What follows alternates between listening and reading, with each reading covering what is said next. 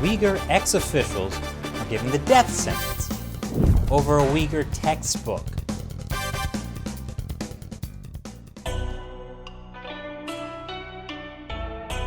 Welcome to China Uncensored, I'm Chris Chappell. It's no longer a secret that China is giving special treatment to ethnic minorities, like the Uyghurs in Xinjiang. In the last few months, countries around the world have started calling that special treatment genocide. And last month, the US and its allies sanctioned Chinese officials for genocide. Genocide includes separating Uyghur families and throwing them into concentration camps, or forcing birth control on Uyghur women to suppress the population. And let's not forget, killing Uyghurs and harvesting their organs. And then there's the cultural genocide, like silencing the Uyghur language. For example, in the internment camps, Uyghurs are forced to speak Mandarin and not their native language. You see this? Why, this is just a language class. Today's lesson, how to say, "Thank you, Chinese Communist Party, for giving me all this free re-education."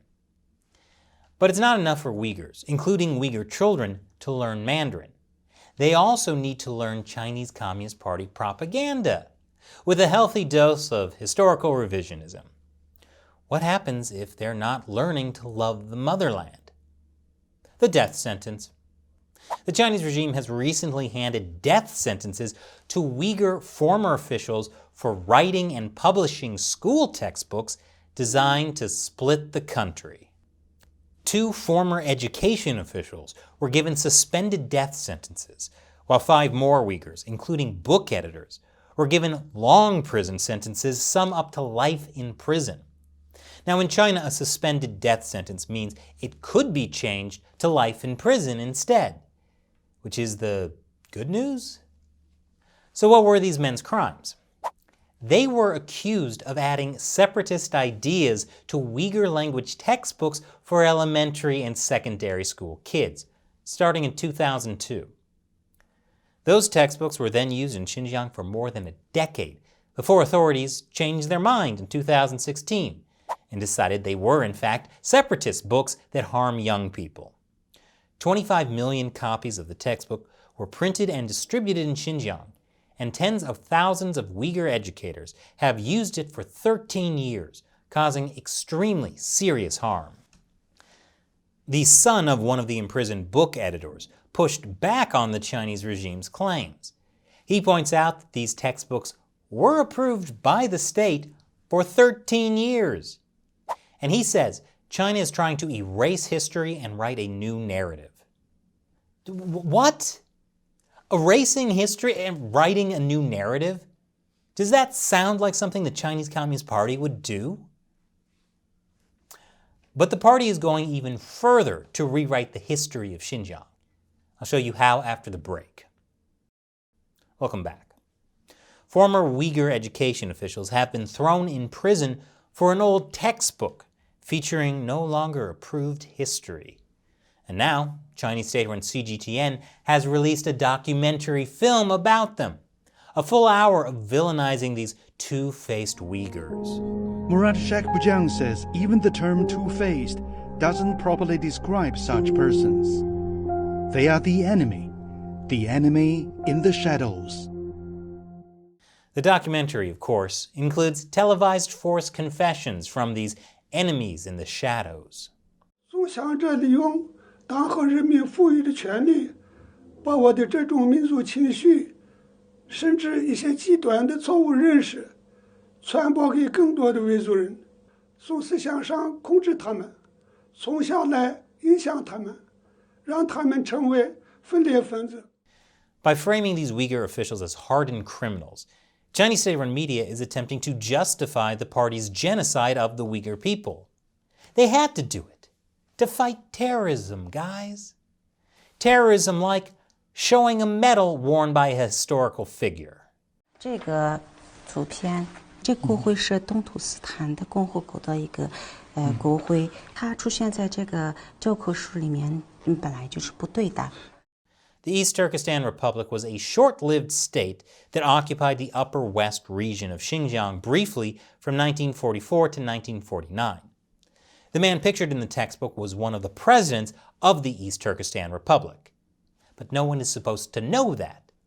We shouldn't be teaching this history at all, especially since, according to Chinese state-run media, there has never been an East Turkestan state. Really, it's much safer for society if children lose all connection with their cultural roots. 这个它是7个维吾尔的英雄一个姑娘这样的一个虚构的一个故事。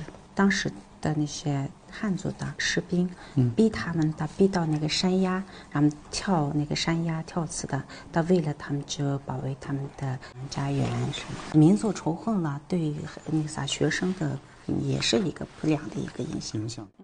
Look, everyone knows that the only true Chinese history is the one where the Han Chinese are the heroes. The documentary claims that these Uyghur textbooks are directly responsible for what the documentary refers to as the July 5th incident. But the outside world calls the July 5th incident the Urumchi massacre, because Chinese soldiers massacred people. It happened after ethnic riots broke out in Xinjiang's capital, Urumchi, in 2009. According to witness reports, an estimated 1,000 or more people, most of them ethnic Uyghurs, were shot dead during that 1.5-hour period of time.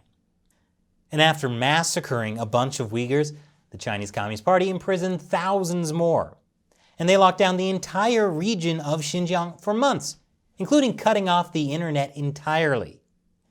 But maybe the Chinese Communist Party is onto something here. Children's books are definitely the main source of terrorism and separatism.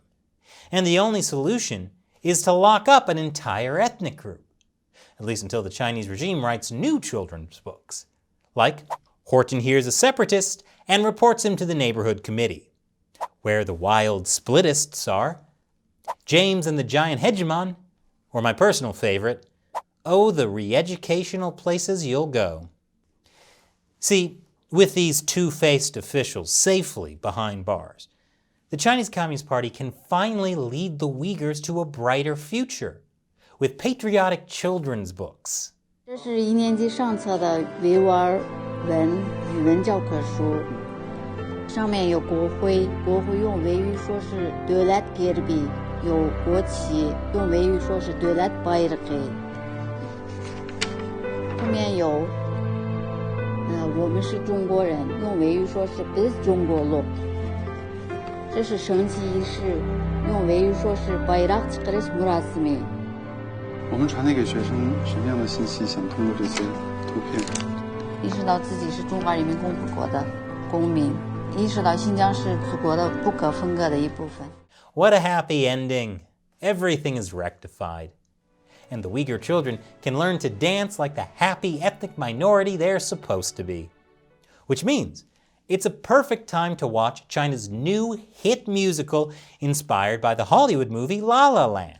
It's called The Wings of Songs and showcases the beautiful, rich life of ethnic minority groups in Xinjiang, including all of their happy ethnic dancing. I mean, it totally works. It's just like The Sound of Music. But in the end, Captain Von Trapp joins the Nazis. And now it's time for me to answer a question from a member of the China Uncensored 50 Cent Army, fans who support the show on the crowdfunding website Patreon. Ringleader asks, Hey Chris, how would Xi the Pooh react if the US and or the UK established a full embassy and or military base in the free and independent country of Taiwan? Well, I know how they would feel. The feelings of the Chinese people would be deeply hurt. What would the Communist Party do about it? Right now, there's not a whole lot they can do. They would make a big stink about it. The Foreign Affairs Ministry would make all kinds of statements. There'd be angry tweets. And you know what? There might even be some sanctions. Some US officials might not be allowed to travel to China anymore. I also imagine there would be a continuation of military maneuvers around Taiwan that would quietly shrink over time. Because even though Xi Jinping might say the US and China are equal now, the truth is a little different. However, if the US shows weakness and the Chinese regime is able to take over Taiwan, the power would shift. If the Chinese regime even is able to partially replace the US dollar with its own currency, the power will also shift. We just did a full episode about that. The Communist Party's goal is to replace the US as the world's biggest superpower. There's still time to stop that from happening, but not a lot of time. Thanks for your question, Ringleader, and thank you for watching. Be like Ringleader and support China Uncensored through the crowdfunding website Patreon. Go to patreon.com/China Uncensored. The link is below. Once again, I'm Chris Chappell. See you next time.